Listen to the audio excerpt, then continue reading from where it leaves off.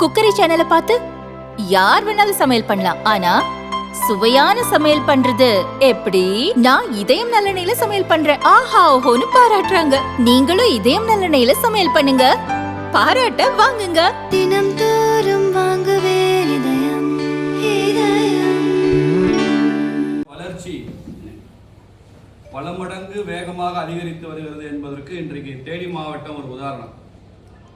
இன்னைக்கு ஒரு நாள்ல மாத்திரம் 1000க்கும் மேற்பட்டவர்கள், குறிப்பாக இளைஞர்கள், இந்த மாவட்டத்தினுடைய பல பகுதிகளில் இருந்து வேறு வேறு கட்சிகளில் இருந்து இன்னைக்கு தங்களை பாரதிய ஜனதா கட்சியில இணைத்துக் கொள்றாங்க.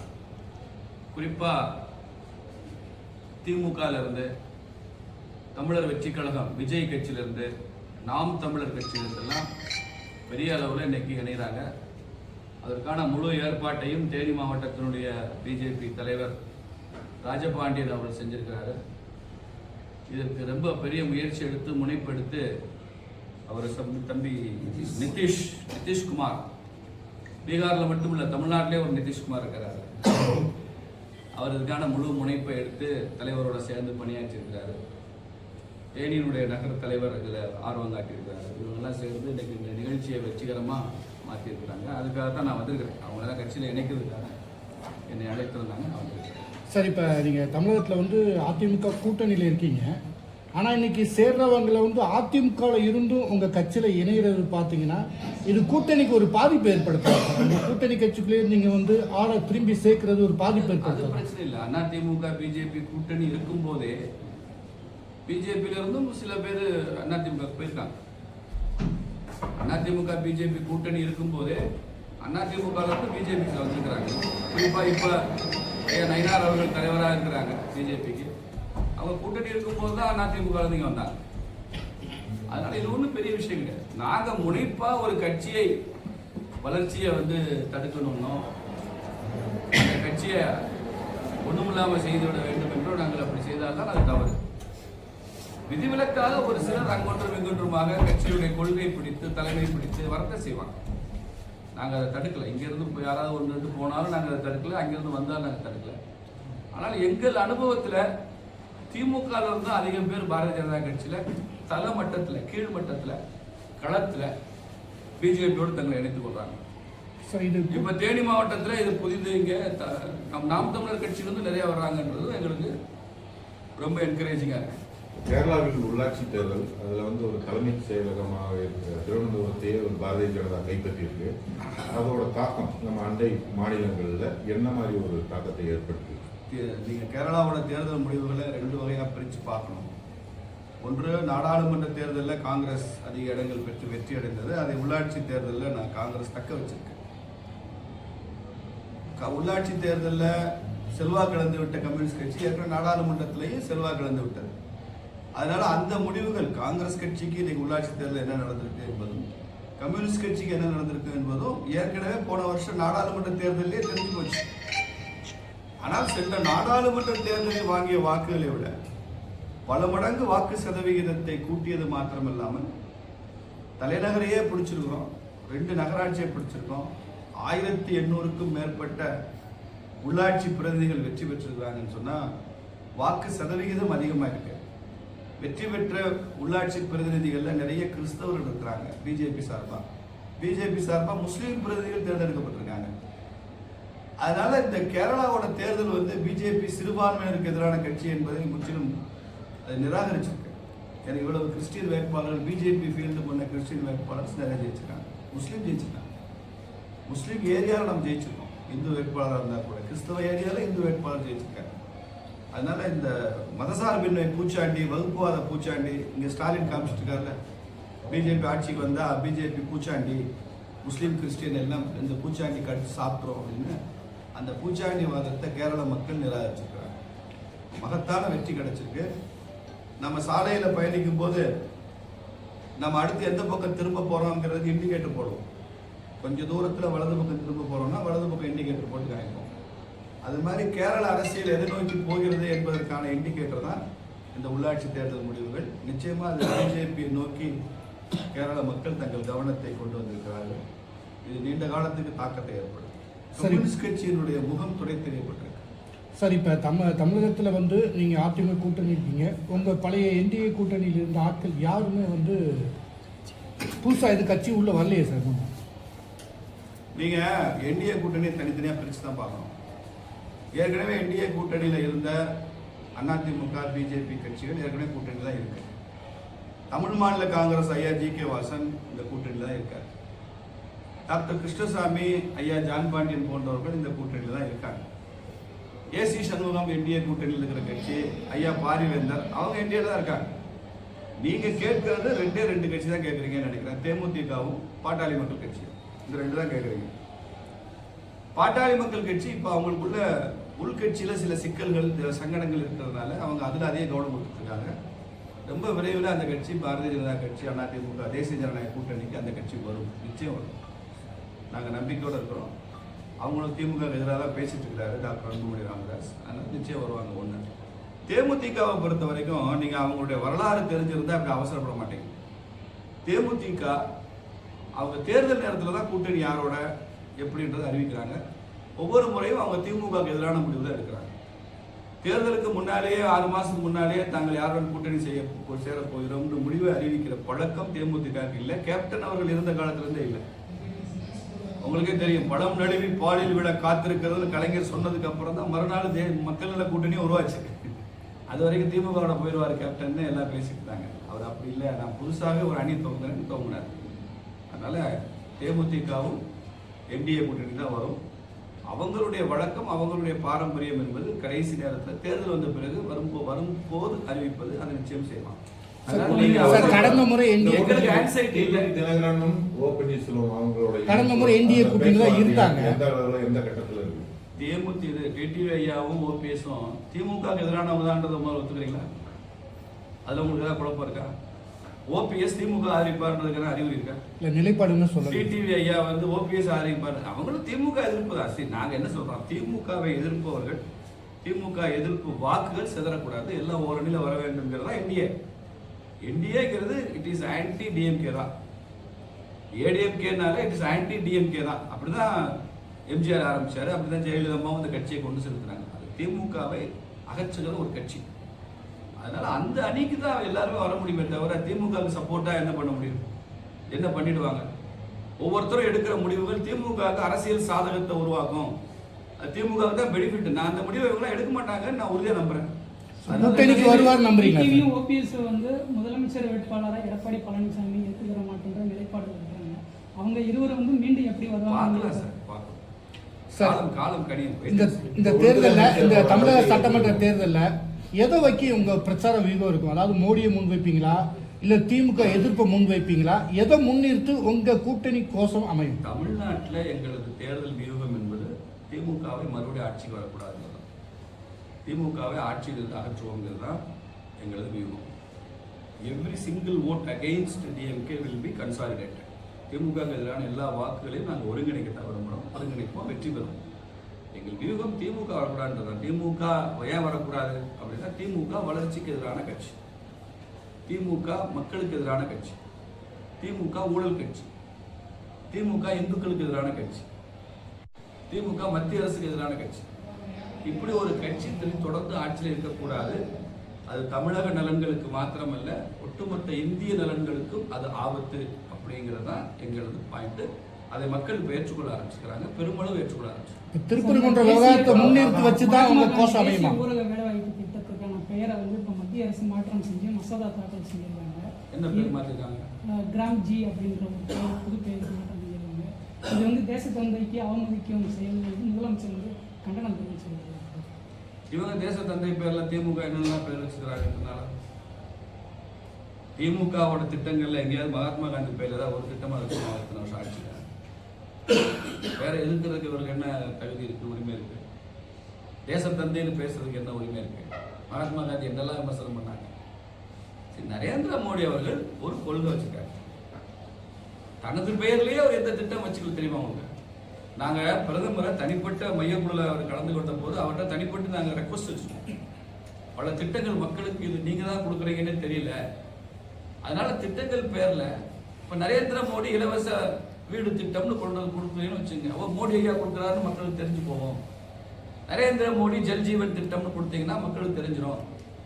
அதனால உங்க பேர்ல திட்டம் இருக்கட்டும். அப்படித்தானே நேரு பண்ணாரு, அப்படித்தானே இந்திரா காந்தி அம்மா பண்ணாங்க, அப்படித்தான் ராஜீவ் காந்தி பண்ணாரு அப்படின்னு சொன்னப்போ எங்களை ரொம்ப உரிமையோட பிரதமர் கோச்சுக்கிட்டார்.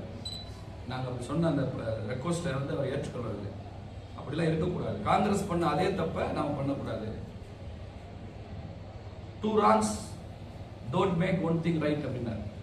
2 தவறுகள் அவர் செஞ்ச தவறை நாமளே செஞ்சா அது சரியாயிடாது அப்படின்னு அர்த்தம். 2 தவறுகள் ஒரு சரியை உருவாக்காதுன்னு சொன்னார் எங்கிட்ட மையக்குழு கூட்டத்தில் சொன்னார். அதனால அவர் விரும்பல.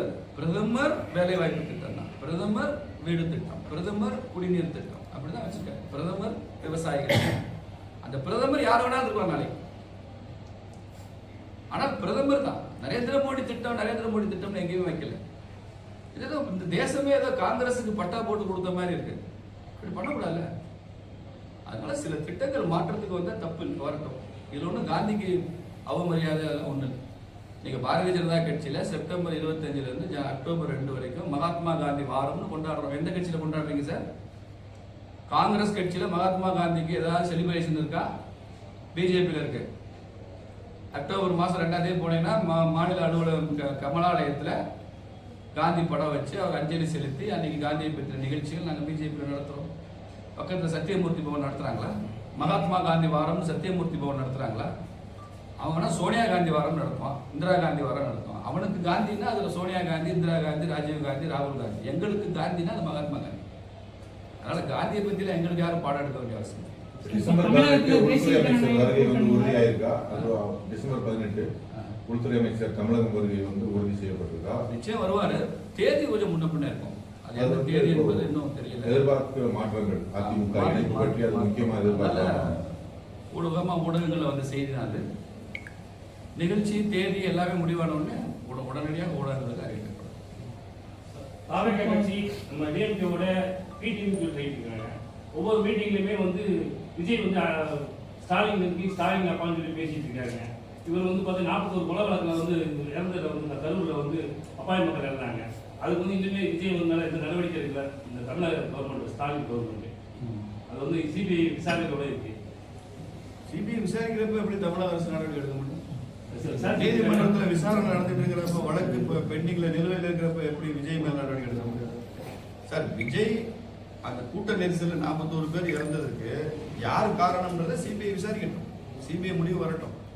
அது நீதிமன்றத்தில் இருக்கு, அதுலேயே முடிவு வரட்டும். அதுக்கு முன்னாலே நடவடிக்கை எப்படி எடுப்பீங்க? சார், இப்போ திருப்பரங்குன்ற விவகாரத்தை அவர் விஜய் மேலே எஃப்ஐஆர் போட்டு சார்ஜ் ஷீட் போட்டீங்கன்னா அந்த மாவட்ட எஸ்பி, அந்த டிஐஜி, டிஜிபி வரைக்கும் கேஸ் போடுது, எல்லாருக்கும் ஜெயிலில் போடுது. சார், இப்போ திருப்பரங்குன்ற விவகாரத்தை தேர்தலை முன்னிறுத்து பாரதிய ஜனதா பிரச்சாரம் பண்ணுமா? சார், 1920 அந்த இடம் இந்துக்களுக்கு சொந்தம்னு இந்து அறநிலையத்துறை வழக்கு தொடுத்து பிரிவி கவுன்சில் வரைக்கும் இங்கிலாந்து வரைக்கும் போச்சு. அப்போ என்ன தேர்தல் நடந்துச்சு? பிரிட்டிஷ்கார ஆட்சியில் இங்கே தேர்தல் நடந்ததா? 1923 வழக்கு தொடுத்தோம், கேஸ் நடந்துச்சா? சுதந்திரம் அடைஞ்சதுக்கு அப்புறம் ரொம்ப நாள் ஏற்றாம இருந்தது. 1994 மறுபடியும் நம்ம கேஸ் போட்டோம் உயர்நீதிமன்றத்தில். அப்போதான் பிரிச்சு வந்தது. அந்த தர்கா இருக்கிற பகுதி, அந்த நெல்லித்தோப்புன்ற பகுதி, அந்த படிக்கட்டு, இதெல்லாம் அந்த இஸ்லாமிய தர்காவுக்கு சொந்தம், மிச்சமுள்ள எல்லாமே இந்துக்களுக்கு சொந்தம்னு தீர்ப்பு வந்துச்சு. அந்த தீர்ப்பின் அடிப்படையில் தான் இன்னைக்கு நீதியரசர் ஜே.ஆர். சுவாமிநாதன் அவர்கள் எழுதி கொடுக்குறாரு. ஏற்கனவே 94 வந்த உயர்நீதிமன்ற தீர்ப்பு சில இடங்களை குறிப்பிட்டு அந்த தர்கா இருக்கிற இடம், அந்த தர்காவுக்கு போற படிக்கட்டு, அந்த தர்கா கீழே இருக்கிற நெல்லித்தோப்புன்ற பகுதி எல்லாம் இஸ்லாமியர்களுக்கு சொந்தம், அந்த ஜமாத்துக்கு தர்காவுக்கு சொந்தம்னு தீர்ப்பு இருக்கு. அது போக மீதமுள்ள அத்தனை இடையும் முருகன் கோவிலுக்கு சொந்தம் அப்படின்னு இருக்கு. இப்ப தீர்ப்பு என்ன? இப்போ முருகன் கோவிலுக்கு சொந்தம் என்று ஏற்கனவே உயர்நீதிமன்றம் என்ன தீர்ப்பு கொடுத்திருக்கிறோம் அந்த இடத்துல தீபம் ஏற்றலாம்னு சொல்லியிருக்கிறாரு. அவ்வளவுதானே? ஏற்கனவே இருந்த தீர்ப்பை மதித்து அந்த இடத்துல தீபம் ஏற்றலாம்னு சொல்லி தீர்ப்பளிச்சிருக்கிறாரு நீதியரசர். இதுல என்ன பிரச்சனை வருது உங்களுக்கு? என்ன பண்ணாலும் எலெக்ஷனுக்காக பண்றோம், என்ன பண்ணாலும் எலெக்ஷனுக்காக. நீங்களே எதுக்காக பண்றீங்க? நீங்க எதுக்காக பண்றீங்க? கோர்ட்டு தீர்ப்பளிச்சு கூட அங்கே தீபம் ஏற்றக்கூடாதுன்னு சொன்னது எலெக்ஷனுக்காக தானே, சிறுபான்மை வாக்கு வங்கிக்காக தான் நீங்க பண்றீங்க. நாங்க பண்ணா மட்டும் எலெக்ஷன், இப்ப நீங்க பண்ணா, நாங்க பண்ண அவியல், நீங்க பண்ண அரசியலா? என்ன நியாயம் அது? உயர்நீதிமன்றம் தீர்ப்பளிச்சிருக்கு, அதை செயல்படுத்திட்டு போக வேண்டியது. நான் ஏற்கனவே பல ஊடகங்களில் கேட்டிருக்கேன். நான் அப்பீலுக்கு போறதுக்கு 30 நாள் டைம் இருக்குன்னா, கலைஞர் இறந்தப்போ கூட தான் மெரினால சமாதி வைக்கணும்னு அழுதிங்க, ஒவ்வொன்று அழுதிங்க. தோல் மேல தோல் திமுக தலைவர்கள் எல்லாம் ஸ்டாலின் எல்லாரும் தோல்லையும் விழுந்து அழுதாரு. காட்சியெல்லாம் பார்த்தோம். சில சட்டங்களை காண்பித்து அப்ப இருந்து அதிமுக ஆட்சி, எடப்பாடியார் ஆட்சி முடியாதுன்னு சொன்னாங்க. நீதிமன்றம் போனீங்க, 3 நீதிபதிகள் கொண்ட அமர்வு. கருணாநிதியை அங்கே சமாதி வைக்கலாம், மெரினால வைக்கலாம், அண்ணா சமாதிக்குள்ளேயே வைக்கலாம்னு சொல்லி இரவோடு இரவா தீர்ப்பு கொடுத்தாங்க. ஆனந்தமா கொண்டாடினீங்க, வச்சிங்க. அப்ப எடப்பாடியார் வந்து நான் அப்பீலுக்கு போனேன், எனக்கு 30 நாள் டைம் கேட்டு என்ன பண்ணுவீங்க சார்? இன்னைக்கு நீங்க அப்பீலுக்கு போனேன், எனக்கு 30 நாள் அவகாசம் வேணும், அதுக்குள்ள நாங்க தீர்வு ஏற்ற முடியாதுறீங்கல்ல. கருணாநிதி இறந்தப்போ எடப்பாடியார் 30 நாள் அவகாசம் கேட்டு என்ன பண்ணுவீங்க? அவரும் உச்சநீதிமன்றத்துக்கு போறான்ல. அது வரைக்கும் என்ன பண்ண முடியும் கலைஞரை? சில விஷயங்களை அந்த நேரத்தில் அதை பண்ணணும். அப்பீலுக்கு போறதுனா எப்படி போறது? சாதாரண கேஸுக்கு போகலாம், சிவில் கேஸுக்கு போகலாம், கிரிமினல் கேஸுக்கு கூட அதுக்கப்புறம் பெரிய விளைவுகள் இல்லைன்னா போகலாம். இது விளைவுகள் உடனே வருமே. கார்த்திகைக்கு மறுநாள் 3 நாட்கள் தீபம் ஏற்றலைன்னா, கார்த்திகைக்கு முதல் நாள் கார்த்திகை மறுநாள், இந்த 3 நாட்கள்ல தீபம் ஏற்றலைன்னா அதுக்கப்புறம் 1 வருஷம் கழிச்சு தான் ஏற்ற முடியும். அன்னைக்கு கலைஞரை நம்ம உரிய மரியாதையோட நம்ம அடக்கம் பண்ணலைன்னா எப்ப பண்ண போறீங்க? உச்சநீதிமன்ற தீர்ப்படியை காத்திருக்க போறீங்களா? சார், என் கேள்வி, இது பிரச்சாரத்தை முன்னிறுத்துவீங்களா? என் கேள்வி, திருப்பரங்குன்ற விவகாரத்தை இந்த எலெக்ஷன்ல பாரதிய ஜனதா முன்னிறுத்துமா? முருகன் மீது சத்தியமா முன்னிறுத்தும். இதுதான் எங்களுக்கு வேலையே. இது ஏதோ தீபம் ஏத்துற விஷயம் இல்லையே. ஏதோ 2 லிட்டர் நெய் 2 நெருப்பு குச்சி சம்பந்தப்பட்ட வேலை இல்லை. தமிழ்நாட்டில் இருக்கிற 7 கோடி 8 கோடி ஹிந்துக்களுடைய உரிமை, தமிழ்நாட்டில் இருக்கிற ஒவ்வொரு முருக பக்தர் மனசுல இருக்கிற வலி, தமிழ்நாட்டில் இருக்கக்கூடிய பலவேத பிரச்சனைகளுக்கான ஒரு பானை சோறுக்கு ஒரு சோறு பதம் அப்படிங்கிற ஒரு காட்சி தான் திருப்பரங்குன்றம். இந்த மாதிரி நூற்றுக்கணக்கான விஷயங்கள் இருக்கு தமிழ்நாட்டில். இந்துக்களுக்கு உரிமை மறுக்கப்பட்ட நிலை இருக்கு. அதையெல்லாம் பேசுவோம்ல நாங்க, அதுக்கு தான் இருக்கோம். அதனால சொன்னேன், முருகன் மீது சத்தியமா இந்த தேர்தலில் நாங்கள் பேசுவோம். இப்போ பீகார் எலெக்ஷனில் பார்த்தீங்கன்னா எந்த ஒரு முஸ்லீமுக்கும் வந்து தேர்தலில் போட்டியிட வாய்ப்பு இல்லை, கொடுக்கல.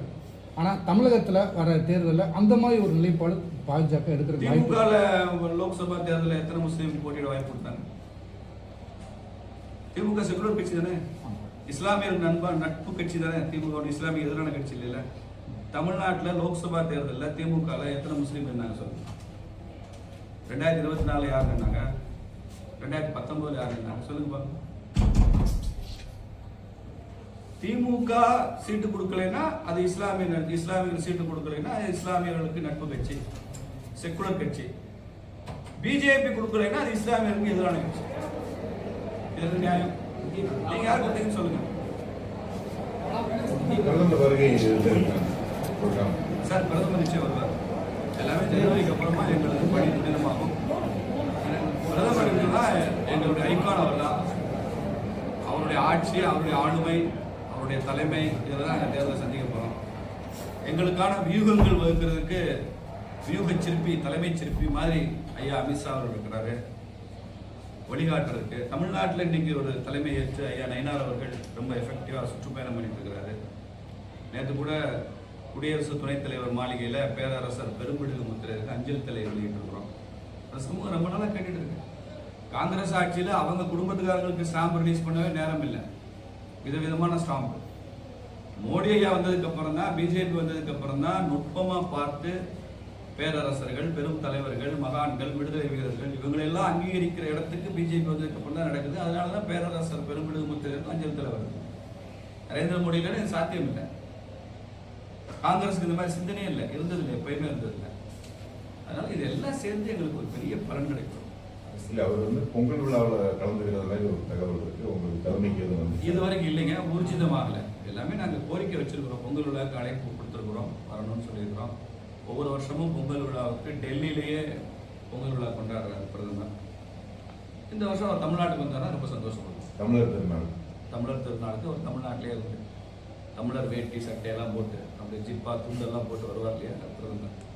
அப்படிலாம் வந்துட்டாங்க, எங்களுக்கு கூடுதல் ஆயிடுச்சு, தமிழக மக்களுக்கும் ஆயிடுச்சு. தேசிய ஜனநாயக கூட்டணியில் சசிகலா இணையறதுக்கான வாய்ப்புகள் இருக்கு. சசிகலா அவங்க கட்சி நடத்தலையே. தேசிய ஜனநாயக கூட்டணிக்கு அவங்க ஆதரவு தெரிவிக்க வாய்ப்பு இருக்கு.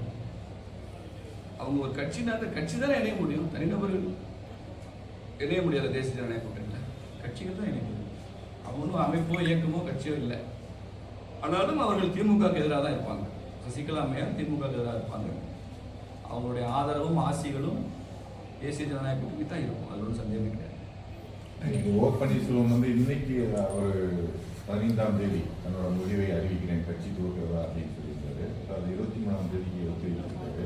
இடையில வந்து சமீபத்துல டெல்லி போய் ஐயா ஓபிஎஸ் டெல்லியில பிஜேபி தலைவர் சந்திச்சுட்டு வந்தாரு. அப்புறம் என்ன அர்த்தம்? அவர் எல்லாமே பரிசீலனை வச்சிருக்காருன்னு அர்த்தம். இஸ் ஓப்பன் மைண்டடா இருக்காரு. அதனால மறுபடியும் தேசிய ஜனநாயக கூட்டணிக்கு வருவார், இதை வலுப்படுத்துவார் என்கிற நம்பிக்கை இருக்கு. இடையில உள்துறை அமைச்சர் வர்றாரு, அதனால தேதி தள்ளி போயிருக்குன்றதை பார்க்கலாம். இருக்கலாம், தப்பு இல்லை. Thank you sir. தேர்தல் வந்து ஏப்ரல் மாசம் தானே சார்? இல்லை, தேர்தல் ஏப்ரல் மாதம் தான். ஆனால் எல்லாமே விருப்ப மனு, பல கட்சிகள் விருப்ப மனு ஆரம்பிச்சுட்டாங்க. தேர்தல் அதாவது 2 மாதத்துக்கு முன்னாடியே வந்து பாஜகவோட பிரச்சாரத்தை ஸ்டார்ட் பண்ணிச்சு, ஏடிஎம்கேயும் பிரச்சாரத்தை ஸ்டார்ட் பண்ணிடுச்சு. தேர்தல் 2 மாதம் பொலிட்டிக்கல் ஆன்சைட்டி என்டிஏ பார்ட்னர்ஸ்க்கு எங்கேயுமே இல்லை. நாளைக்கு கூட்டணி அறிவிச்சிடணும், சீட் ஷேரிங் பண்ணிடணும், யாருக்கு எந்த தொகுதின்னு சொல்லிடணும். இப்போ ராஜபாண்டி எந்த தொகுதியில் போட்டுருக்காரு நாளைக்கு அறிவிக்கணும்னா ராஜபாண்டிக்கு எந்த ஆன்சைட்டி இல்லை, அவருக்கு இதில் பரபரப்பு இல்லை. இன்னைக்கு தமிழ்நாடு மக்களுக்கு இல்லை. இன்னைக்கு தமிழ்நாட்டில் வந்து மீடியா ஆன்சைட்டி இருக்கு. உங்களுக்கு ஆன்சைட்டி இருக்கு, ஊடகங்களுக்கு ஓபிஎஸ் வருவாரா, டிடிவி போவாரா, இவர் வருவாரா, தேமுதிக என்ன செய்யும், அப்படி எல்லாத்தையுமே ஒரு சென்சேஷனலைஸ் பண்ண விரும்புறீங்க. உங்களுக்கு வந்து அது ஒரு மீடியா ஆன்சைட் உருவாது.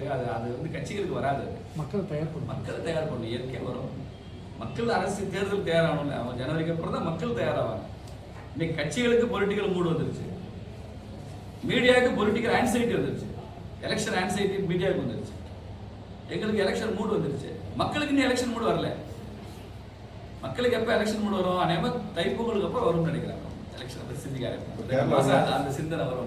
கேரள உள்ளாட்சி தேர்தலில் பாரதிய ஜனதா கட்சி வந்து இண்டிகேட்டர் போடுறதா சொல்றீங்க. திருவனந்தபுரத்துல இருந்து தமிழகத்துக்கு போட்டுருச்சா சார்? நிச்சயமா போடும். அதுல தாக்கம் நிச்சயமா இருக்கும். கடந்த முறை வாங்கின சீட்டும் அதே எதிர்பார்க்கணுமா இல்லை அதிகப்படியான டிமாண்ட் ஏதாவது? இது கூட்டணி நிச்சயமா நாங்கள் அதிக எண்ணங்கள் கேட்கதான் செய்வோம்.